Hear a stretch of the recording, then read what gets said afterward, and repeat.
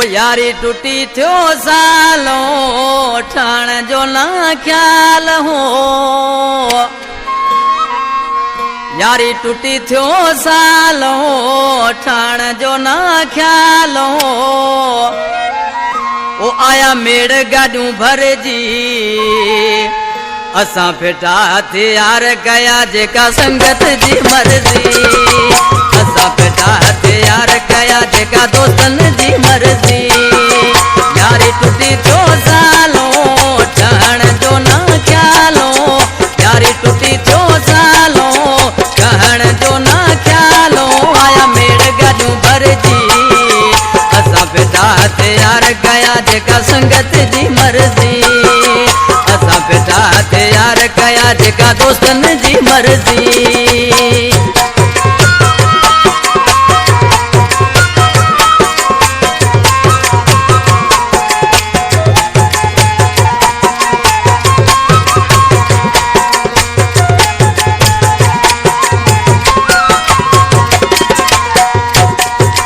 समझे पयो नाए तरो ठोकरू खाई आए वरो।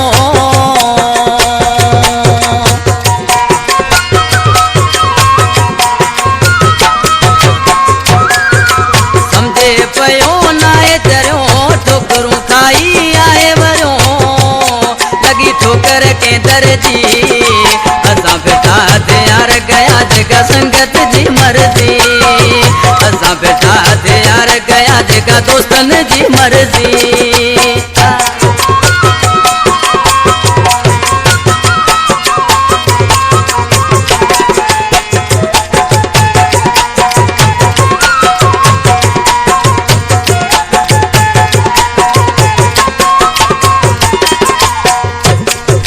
वक्त तदे मुखे चवंदो अंग्रेजी उर्दू कंदो।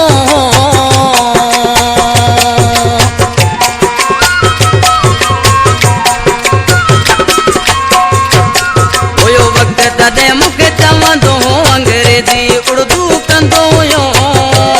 हाँ बोलो मुझे सर जी असा बेटा हथियार गया जेका संगत जी मर्जी।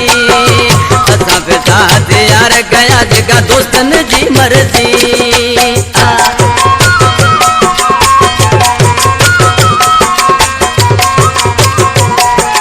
इनकलाम जो शायर सादक गबोल जेको गुलाब मंगरे आए मुझो भाइरन जो दोस्ता छा तो थे जूना मोरी ते जोड़ सा गद सादक हूंदो गबोल सा।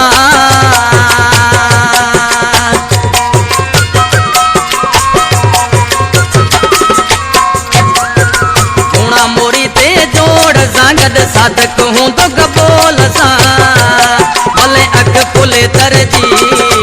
असा बेटा हथियार गया जेका संगत जी मर्जी।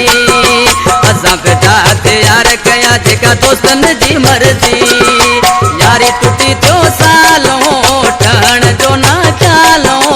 यारी टूटी थियो सालो ठाण जो ना ख्यालो।